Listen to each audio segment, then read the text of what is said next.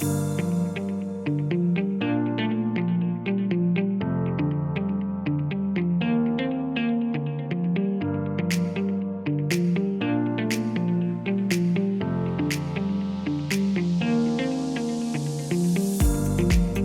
the early hours of Monday, July the 3rd, Chris Tanguy cleared up his St Helier bar after a night's trading for the final time.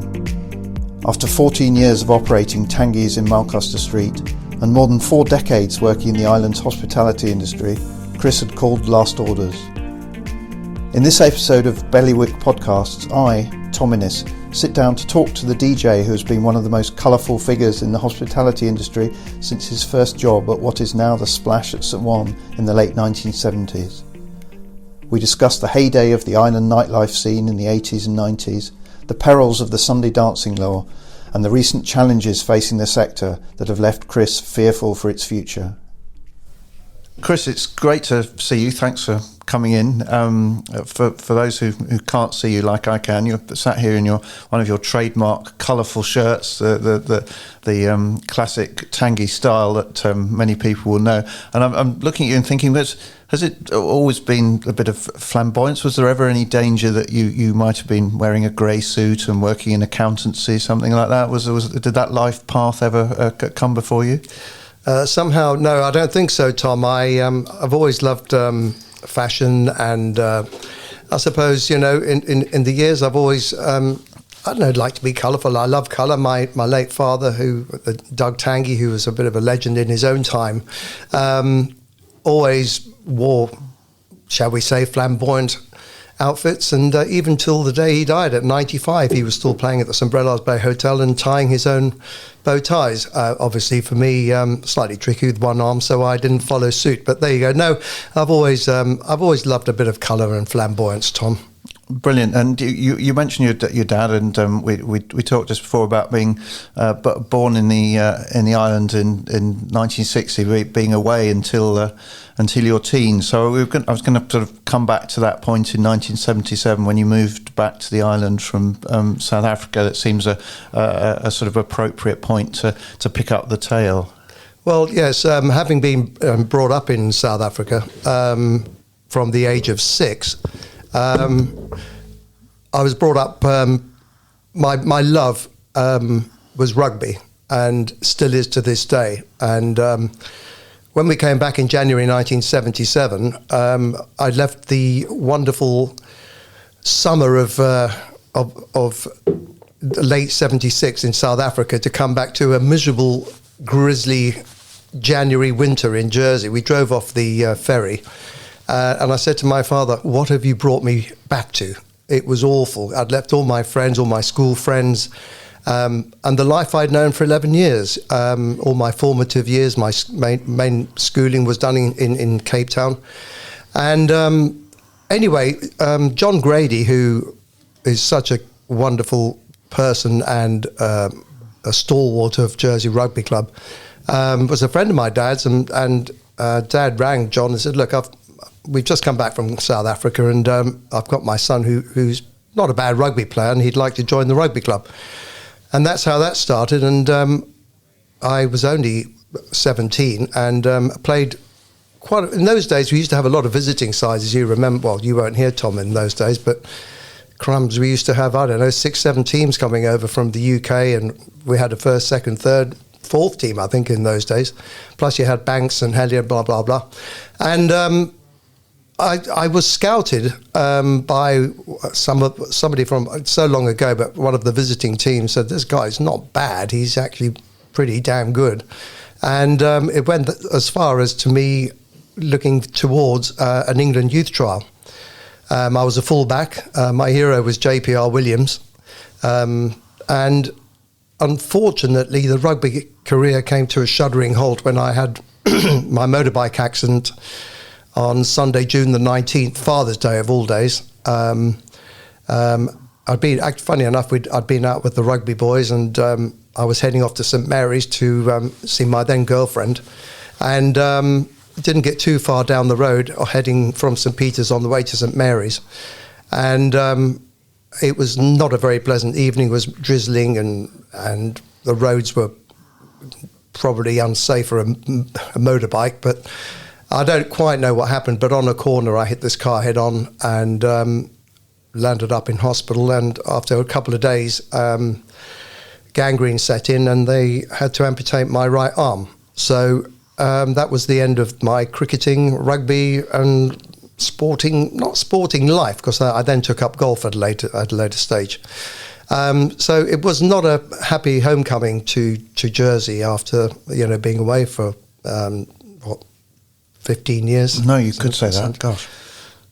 And that, I presume it took a little while to come to terms with that, or the career that ended up distracting you for rather a lot of decades wasn't actually long round the corner at that point. Am I right? Yeah, I'm trying to remember. I was only in hospital a couple of weeks, amazingly. I mean, I nearly lost my leg as well, so I was in a bit of a state. And anyway, I recovered quickly, and then I think it must have been somewhere around about 1979. The water splash, the room at the front, which is it's all part of the splash now, but they rebuilt it all as a cabaret venue.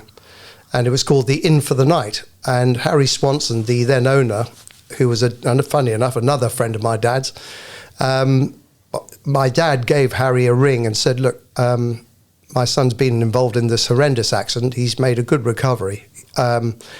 He's always loved music. He would love to get involved in, maybe not so much DJing, but they needed somebody to control the microphones and the lighting and play a couple of singles as they were in those days in between the breaks. So Harry kindly gave me the break in, I think, somewhere in about 1979. And to be honest, it was the launch pad for an amazing, fun career in the nightclub industry. Brilliant, and that then I guess led on to it expanded, and potentially you were sort of helping out and filling in to begin with, but then doing your own thing under your own right after a while. Well, a friend of mine, Paul Jackson, who was a fabulous DJ, he left the island quite a few years ago, but Paul was resident DJ at Lord's in town, and he said, Chris, I like what you're doing. I'm going away for a couple of months. Would you fill in for me? So I said, I'd love to, Paul. And in those days, I was sitting down DJing. It sounds a bit odd these days. And I had 2 belt drive turntables. And, the art of DJing really was, the reason DJs used to speak in those days is because you only had a 7-inch single, which lasted on average 2 minutes and 45.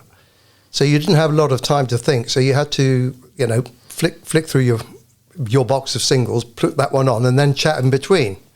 Now, of course, you turn up with a pen drive, and it's a far cry from those days, but it's actually it was something about DJing with that piece of vinyl and thumbing through your box of records to find that track to put on. It was personal and so much fun. So anyway, Paul then moved on, and John Lord was then the owner of Lord's, and he offered me the the full-time job. It was very popular. I suppose it was the most popular nightclub in Jersey at the time. For some reason, he relieved me of my duties. I don't know why, because I actually said, John, hang on, the club's packed. Am I not playing enough ABBA or Boney M? Obviously, something's not suiting you. He said, no, Chris, I'm going to have to let you go. So obviously, I'm 19 at the time. So I'm like, right, okay, this was at the end of a Friday night session. And in those days, another popular venue was Thackeray's, which was owned by a chap called Peter Maskell, a dear man who's still around and looking fit and fine. And I rang Peter. I said, Peter, I know you're looking for a DJ because my dear friend Lummy was heading off to Greece to go and open a bar, nightclub with some friends down there. And so I said, I'm probably a bit late, but I'd like to put my name forward. I know you're looking for a resident DJ. John Lord has let me go. So he said, well, Chris, I've got a few people in mind, but I've seen you work, but give me the weekend, I'll give you a call on Monday. And he duly ran me on the Monday. He said, you've got the job. So I was thrilled. Yeah. The great thing about, and it's the one thing that will always stick in my mind, John Lord always used to eat, and John won't mind me saying this because we're good friends now. I wasn't great friends with him when he sacked me, but hey-ho. We laugh about it now. And he always used to have a table at Thackeray's on a Wednesday night. There was a group of 5 of them. So I was already in situ. You came up the stairs and then the reception was at the top and the DJ was at the other side. So as he arrived, I duly said on the microphone, good evening, Mr. Lord. How nice to see you. And then I never looked back from there, really, Tom. It was, again, from the Inn for the Night or the Water Splash, whatever you want to call it, to Lord's, what happened at Lord's, then Thackeray's. And then... And that was a long stint at Thackeray's then, is that... a couple of years. Okay. You had to crawl into the DJ box. It wasn't so much a DJ box as a cupboard, which you had to crawl under, and then... but great fun, just great memories, no great lighting system, a few bulbs, coloured bulbs flashing around, and some Colin PV speakers, not the greatest sound system, but... It was the venue, the people, and it was of its time. Jersey was absolutely rocking in those days. And was that locals and visitors alike? I guess all contributing to a rare old party scene, I think. Yes, and everything was affordable in those days, Tom. No one looked at prices on menus. It was just everywhere was packed, and we had all the cabaret shows and. All sorts of people used to come in, whoever was appearing at the Opera House, they'd pop in after, and it was just this wonderful, vibrant scene going on. And so I'll rewind because when I came back, there was a venue called the Skyline, which was at the Hotel de France. I would imagine that probably opened 78, 9. Oh, no, hang on. No, I came back, so 77 probably. And for anybody that knows the Hotel de France, as you drive in, it's the multi-storey car park. So on the top floor, they converted a part of what basically was the multi-storey into a nightclub, which was called the Skyline. And wonderful DJ, his name is the late Mickey Musgrove. He passed away in 87, dear man, and one of the finest DJs ever to work in Jersey. Skyline then morphed into Madison's, which opened in 1982. And Madison's at the time was 30 years ahead of its time, probably. And Ian Thompson was the manager, and he spoke to Ian Parker, who owned the Hotel de France. He said, I reckon we could create this amazing nightclub. So with Ian's, brain and Mr. Parker's money, they created Madison's, which opened in 1982. And Ian Thompson, Mickey Musgrove was going to be heading off to Raffles to run Raffles. So Ian was looking for a DJ. He'd seen me DJing at Thackeray's, and he said, Chris, I like what you do. How would you like to be my resident DJ at Madison's? Well, it was like winning the lottery. I couldn't believe it. I thought, blimey. So there we were, and I was there till 1986. Right, and that was, I guess, a lot of people talk about the heyday, but I guess that spell, the 80s has that image anyway, and 82 to 86, right in the sort of the sweet spot of the decade. It was all happening. Some quite big names coming over to the island as well during that stage. Is that right? Yeah, well, people actually, we did an amazing light show. It had the most amazing lighting rig, and people would actually come up just to watch the light show, which we put on for about 20 minutes. But in those days, Tom, we were full by 9 o'clock. There was a queue up the stairs going around the corner. To think back to those times, you think, blimey, we were full by 9, and remained full till 2. Was it? Well, no, 2? Closing times were earlier then, Tom. I was speaking to somebody the other day. I'm not sure that originally clubs used to shut at 12 or 1. I can't remember when the first 2 o'clock license first happened, actually. But you had 3 or 4 hours of pretty lively activity from 9 or whenever you were full. Yeah, and obviously, we had the infamous beach nights on a Thursday, and we had a very strict dress code on the weekends. You had to have a collar. I can't remember if you used to have a tie. I think when we first opened, you had to have a tie, which sounds pretty archaic, but people made the effort. And the ironic thing was, the people that were told to go away on a Saturday to put on something smart would then come up on the Thursday smart, and then were sent away to go and put beachwear on. And people did. They went home, and but also, Tom, the difference then was, rewinding to when Jersey was busy. We had 27,500 bed occupancy. I think we're down to about 7 now. You had a massive influx of seasonals that would come over, let's say February, March time, Scotland, Liverpool, Manchester, Wales, just to come and work in Jersey for the summer season. Now, in those days, you didn't have mobile phones.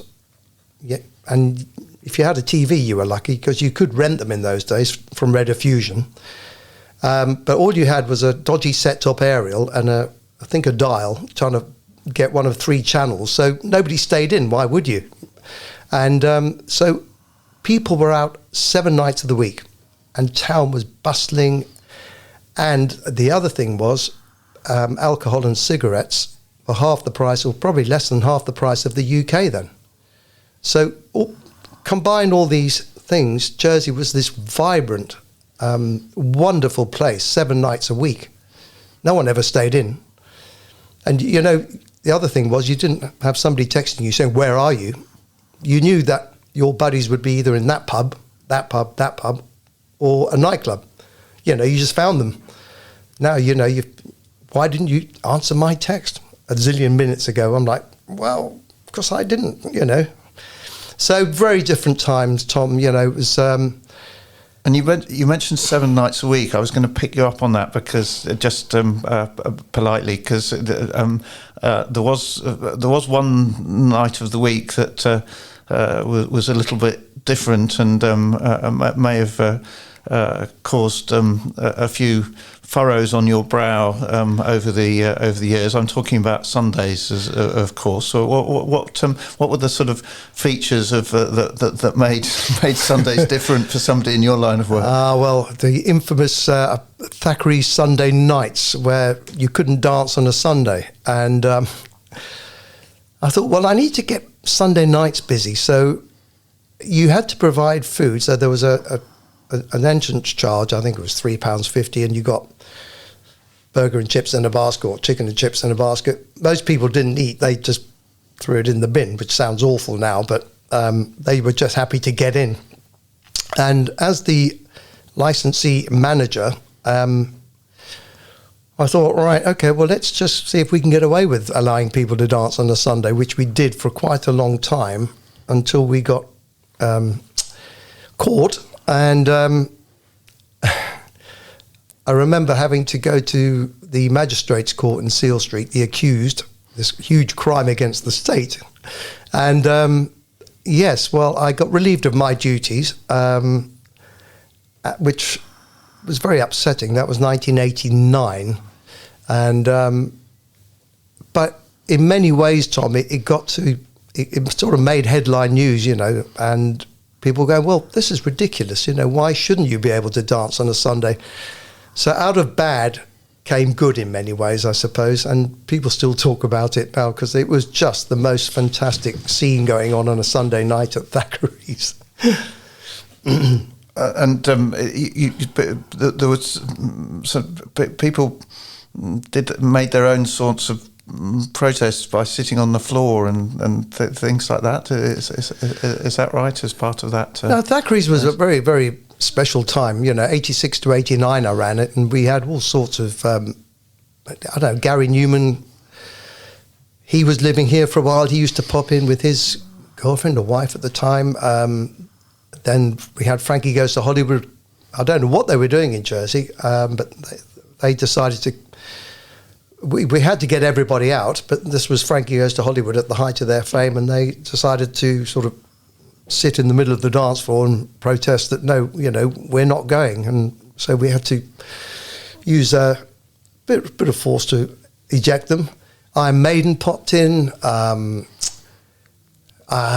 Who else did we have? Paul Young. He was about to embark on a world tour, and he hired Swanson's hotel, as it was in those days, because it was the off season, and they set it up as the stage was going to be. And he used to come in every night with the band, and a charming man. He was at the height of his fame, and all these wonderful people I was lucky enough to meet. And I brought Edwin Starr over, who did a night at Thackeray's, only to playback. We weren't big enough to put on bands and stuff, so they had their backing tracks.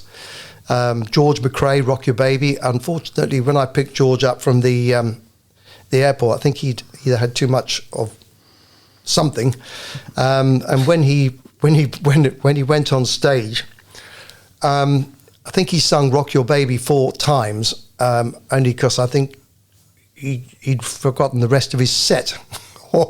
or that he'd sung it 3 times previously, or a combination of those things. Yeah, exactly. So, and then we had different, Hazeldean, it was a high energy thing night. We had a gay night on a Monday, which sounds a bit strange now, but we were ahead of our time.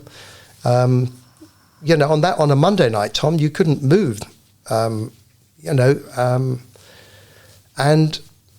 yeah, so I was lucky enough to meet all these characters, really. That's without all the comedians and people that used to pop in who were appearing at the Inn on the Park. Well, the list is endless, so great times. And were the 90s significantly different? Did it carry on? Was there a point when you thought things are changing a little bit in Jersey, or did the good times sort of keep on rolling at that point? The music's always evolving, and I was lucky enough to catch the tail end of the 70s music-wise, and then all the 80s. Then you were getting into the sort of early rave scene in the 90s. After being relieved of my duties at Thackeray's, I headed off to America for a while, thinking I'd go and find fame and fortune. After 3 months in LA, I ran out of money and came back. And then Ian Thompson asked me if I'd go back to Madison's in 1990, I think it was. And obviously I needed the work and everything else. So, but the music was beginning to change, and I really wasn't, it really wasn't my type of music in those days. And then I'm just trying to work out exactly 1991. Kevin Leach asked me if I'd go and run or help run and be assistant manager at the Inn on the Park, which was coming to the end of its longevity. Again, that was fun, but it was very sad to see the state of the building, this once beautiful venue just falling to bits. It was very sad, but at least I can say I was the last part of the last management team at the Inn on the Park before they flattened it. I remember one story, Tom. We brought Squeeze over, the legendary Squeeze, and they didn't have a sound engineer for some reason, and we had the sound desk, and they said, Chris, can you to the sound for Squeeze. I'm like, oh, well, I'll do my best, really. So anyway, the sound desk was on the upper level, so I had to go back. I had to go downstairs, go onto the stage, and speak to the guy who was playing keyboards. And I, amongst other things, I said, "Excuse me, how long have you been playing with Squeeze?" And he said, "Oh, I just, do a bit here and there." Unbeknown to me, it turned out to be the legendary Paul Carrick. Paul Carrick, sorry. Who wrote How Long for Ace, which was one of my all-time favourite songs. And I had no idea it was Paul Carrick. So that was a great story. But so from the Inn on the Park, I was then approached by Spencer Bourne and Brian Bourne, and they were opening Folie d'Amour. And Spencer asked me if I'd go and run it for him. And I didn't really fancy, the whole management thing, but I said I'd love to come and DJ for you. So that's what I duly did. And so I was there from the beginning of Folie d'Amour. And that was fun, And then Madison's closed down. But I wasn't involved then, obviously. And then a friend of mine, Dave Hilditch, long life, a great guy, he said, "Chris, Madison's is closed. Do you fancy approaching Robert Parker, the son of Ian Parker, and see if we could put a deal together to take it on and reopen it?" So that's what we duly did. And we reopened sometime in late 92, I think, thinking with slightly new dynamics and stuff, people would come flooding back. That didn't happen. Things had moved on, the whole music. So we had to rethink it. And we had to go down the lines of becoming more of a sort of housey venue, club venue. And it worked, and Dave and I had 10 years there, up until the end of 2002. New Year's Eve 2002 was the last night. But we had some great DJs came over. We used to bring some American DJs over. Carl Cox DJ'd, Boy George. I could go on and on and on. But again, good times. I was very fortunate that, all these things seemed to slot into place for whatever reason. I think my life sort of worked like that. I don't know.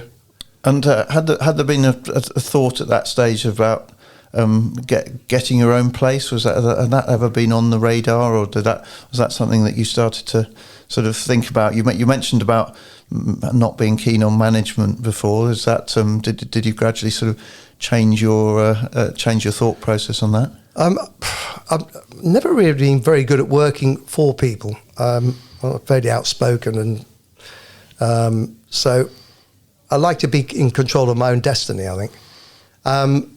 So in 2000, I'm trying to fit it all in, but in 2002, when Madison's closed for the final time, I then,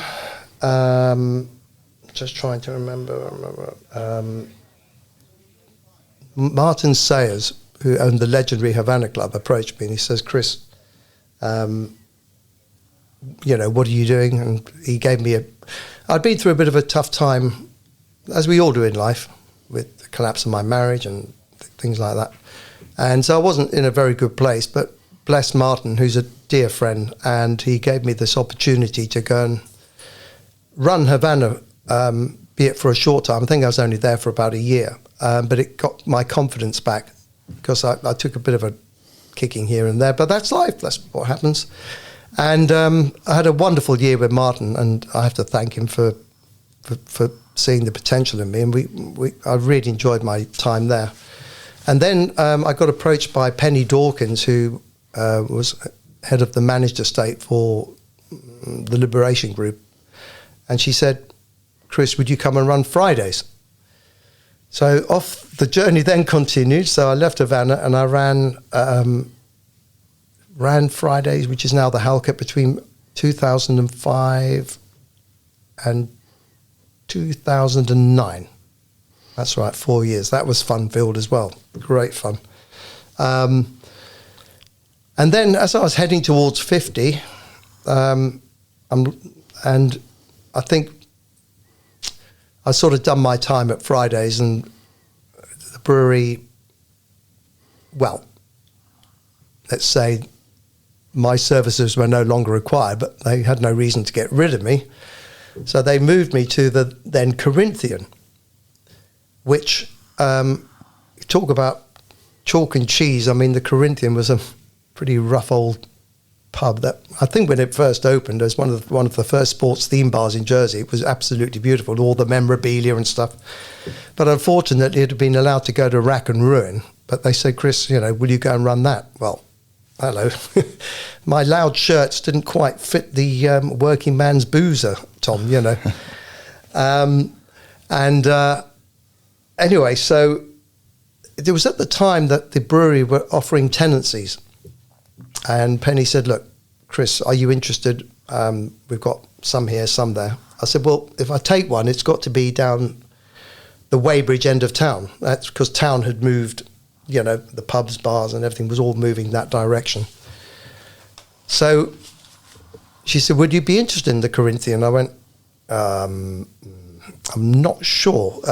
It's going to take an awful lot of money and a lot of thought. But anyway, cut a long story short, I decided to go for it. And, approaching 50, you're sort of, well, I've worked for everyone, done as much as I can. I don't know where else I could have gone and DJ'd or worked. So that's why the idea of Tanguys came about. And, that was 14 years of my life, which came to an end a few weeks ago. It was wonderful, though. Ups and downs like any business, Tom, Yeah, that's when our paths first crossed around the opening time in back end of 2009, as I recall. And it was... the 14 years was extended to 14 years as a result of the dreaded pandemic that affected most of us in all sorts of ways. You had one foot heading towards the exit door in early 2020 before everything changed. Is that's more or less right? Is it? Yeah. Well, I was about to.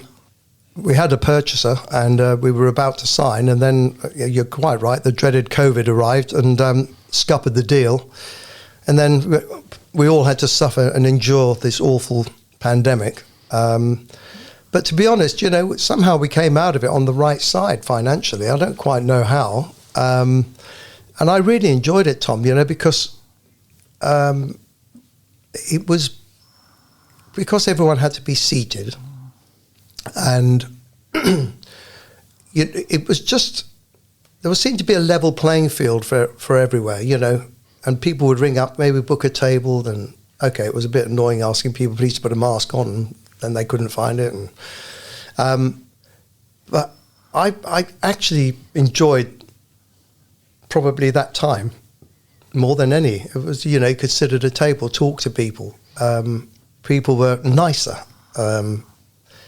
Better behaved. I thought we were going to come out of COVID as a nicer society. I think we've come out as a worse society, to be honest. Maybe it's something they put in the jab. I don't know. And you were able to get well, I don't know if it was that deal or a new deal to sort of back.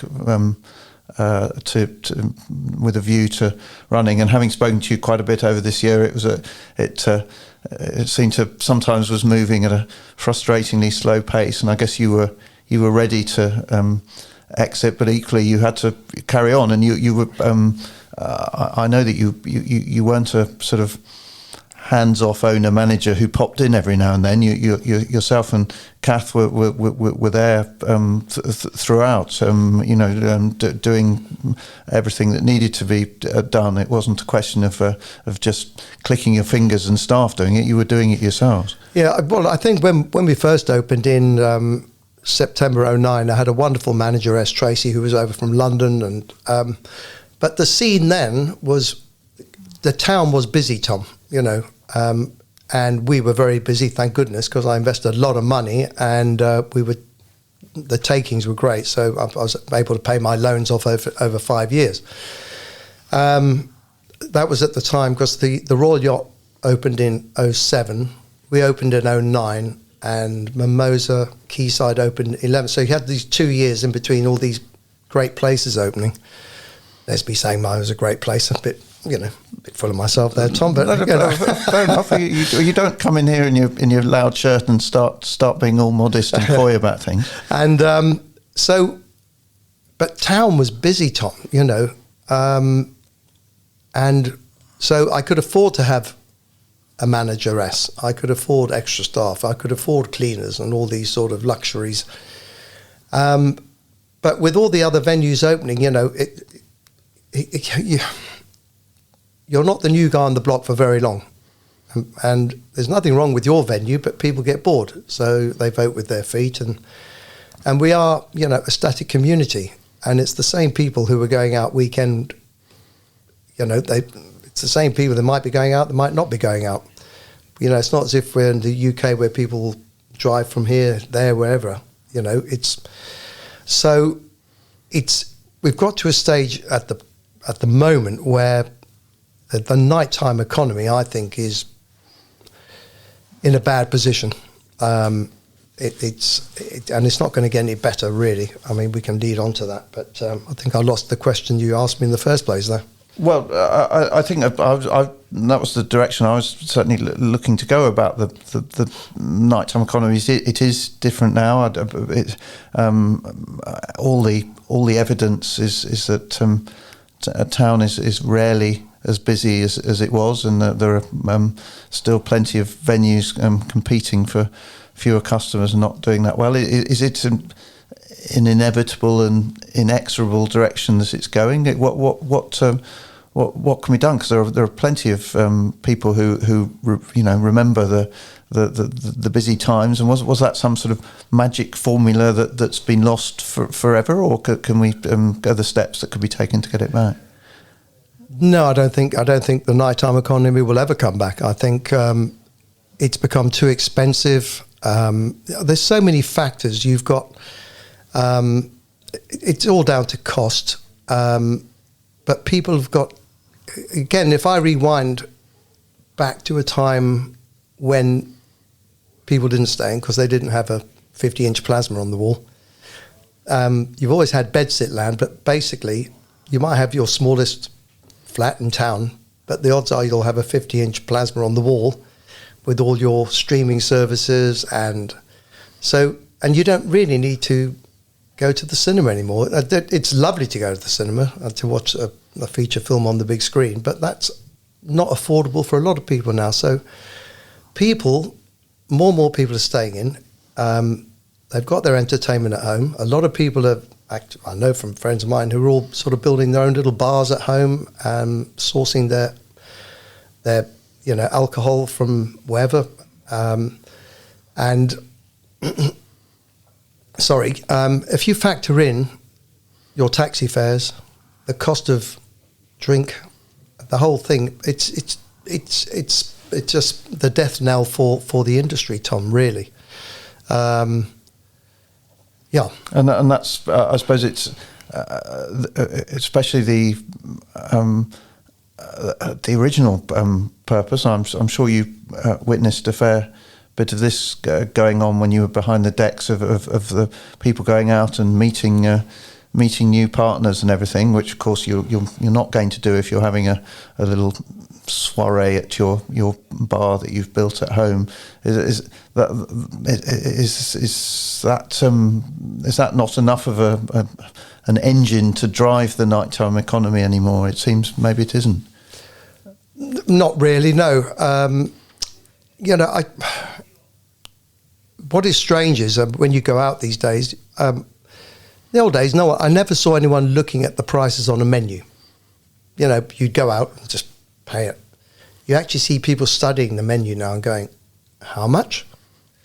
It's what, £11, £12 for a glass of wine at some venues?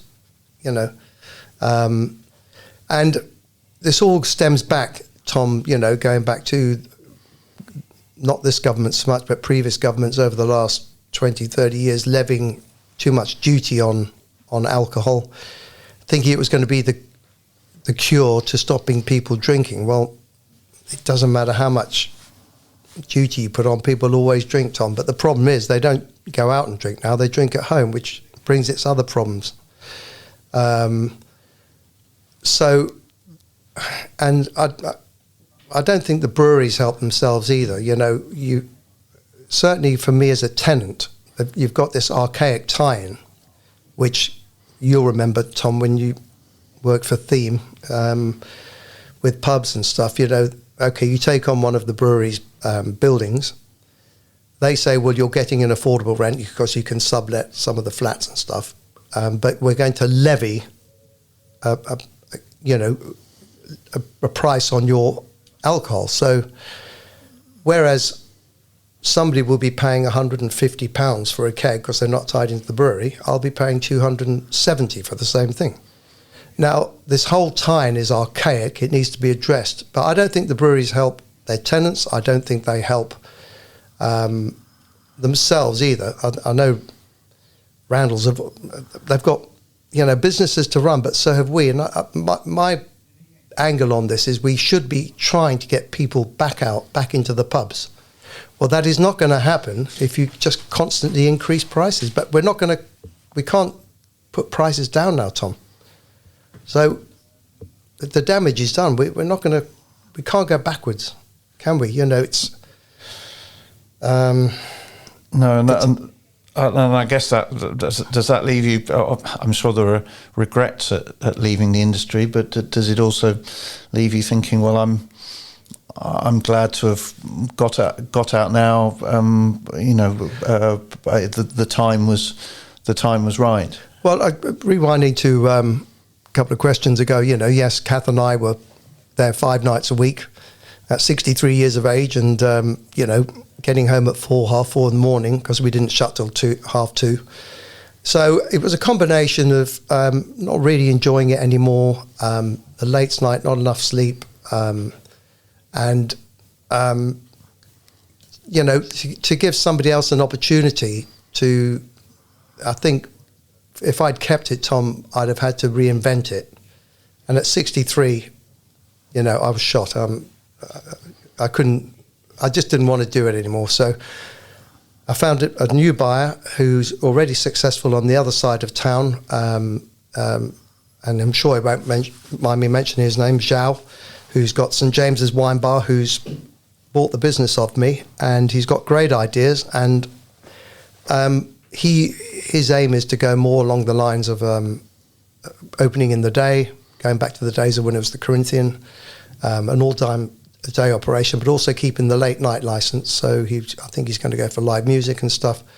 And I do wish him all the best. And I think it'll be done right. And maybe people are ready for a new venue, something, change.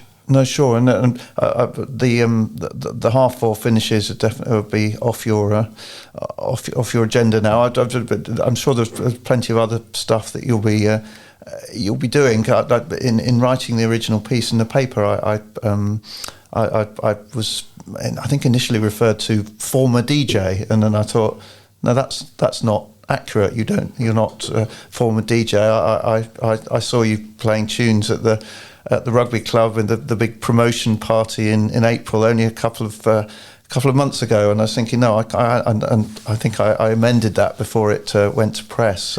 So you haven't hung up your cans. I guess you're just going to be doing things a bit more occasional, on your own terms type of basis. Is that it? Well, fortunately, the old boy is still in demand, and yes, you're right. That was just such a fun night, Tom, wasn't it? The day we won the championship, that was amazing. So look, my love is DJing. I love performing, and I love the public. I love people, and I love playing music. And I think if you speak to anyone who's in entertainment, to see my love is to be up there playing great music and just watching people have fun. There's nothing better, really, and you get paid for it. Well, sometimes. Yes, it's probably. I guess it's a bit checkered.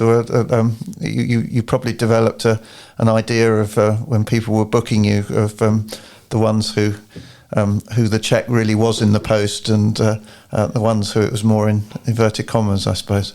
Well, fortunately, Tom, at the moment, there are 70ths coming up, which is a bit of a, people are like, oh, it's my mum's 70th. I'm like, well, I'm only 7 years off it.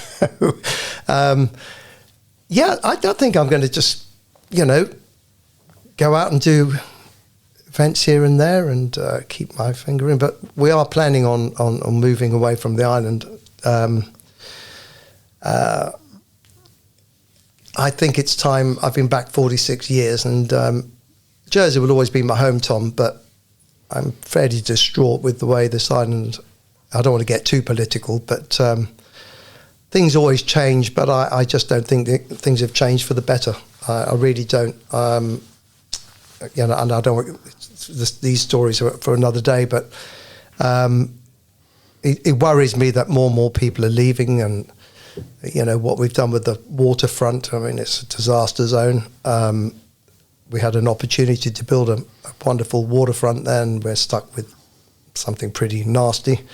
But it's done. The damage is done. I don't think the good times are going to come back. I don't want to sound depressing either, but I speak to an awful lot of people, Tom, and everyone's sort of singing from the same song sheet, saying they don't really enjoy being here anymore. I mean, we're lucky. It's a beautiful place to live, and I don't want people to say, oh, Chris Tanguy's moan. I'm not moaning. All I'm saying is that, yes, we do have beautiful beaches and we have everything else, but they're not so beautiful in the 7 months of winter we have to put up with. And there are other places in the world that are just as beautiful. But I just think we've gone too far down the line now of coming back, and the good times, I just don't see the good times rolling again, Tom. It's sad. But hey. No, you've got to call it as you see it, and I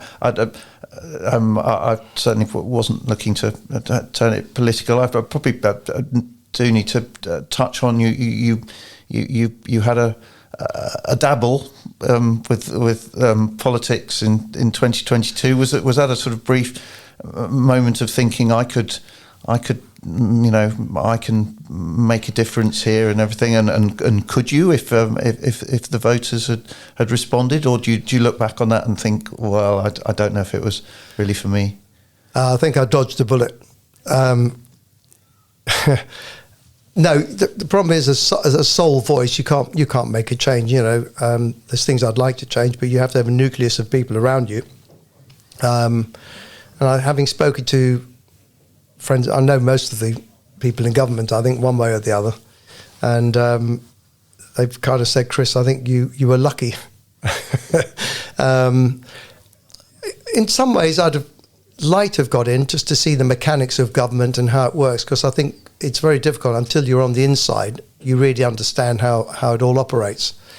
I think where I went wrong was maybe I should have run it as an independent, and maybe not to have stood in Central St Helier, which was Reform territory.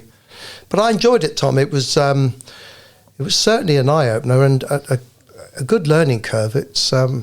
But I won't run again. I won't be here anyway. I will be here, but not living in Jersey. We're heading off to sunnier climes. Yeah, no, sure. And it's having just closed the doors with Tanguy's just a couple of weeks ago. Is it hopefully?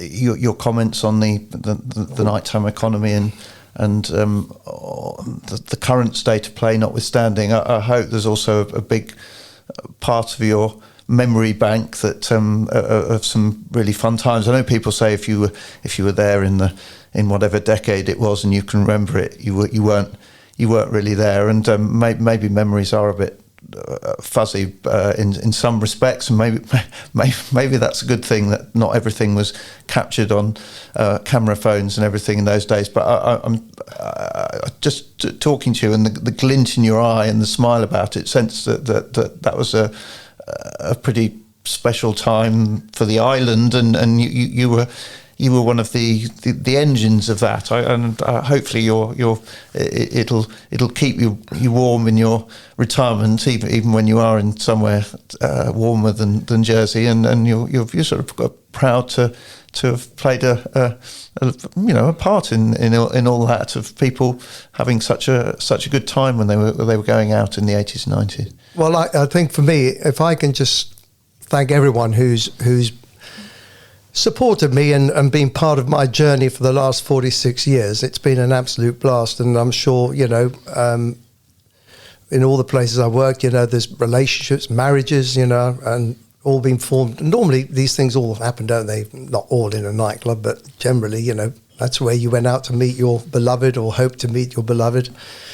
And now I've seen, the sons and daughters and their sons and daughters, which is, and they go, oh, my mum used to come to Madison's when you were there in 1982 and 1983 and all that sort of stuff. And now they're, time has no, what is the word time? Time just marches on, and I hope I've kept myself fairly fit, and I've still got my hair, Tom, and it's still the same colour, and maybe not as blonde, but somehow I haven't gone grey, Tom. How's that happened? No, well, I've kept it, and it's not gone grey. No, he's done well and looking good, and I've had great fun having a bit of a chat through it all. So we've been talking about doing this for 3 years in some respects. Yeah. So it's nice to have done it, and I hope, and there'll be lots of other people in Jersey hoping that you'll be, if you're living away, you'll be back on a regular basis to catch up with people, and maybe do a few 70ths or 75ths or 80ths or wherever we've got to at that stage on the timescale. Tom, it's been a pleasure, and you're a great guy, and I say thank you for being part of my life, certainly since I opened Tanguys, and our times at the rugby club, and it's just great, and thank you very much indeed. I've really enjoyed it. No, we've had a blast, Chris, so thanks very much. Ladies and gentlemen, Chris Tanguy, I got all showbiz there. Thanks very much. Thanks, Cheers. Tom. Superb.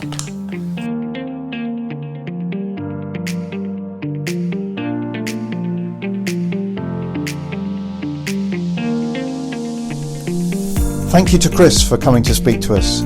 We'd like to wish him all the best in retirement, although that doesn't mean he might not be playing tunes at a party near you at some point in the future. Don't forget to visit bailiwickexpress.com or pick up a copy of your local JP.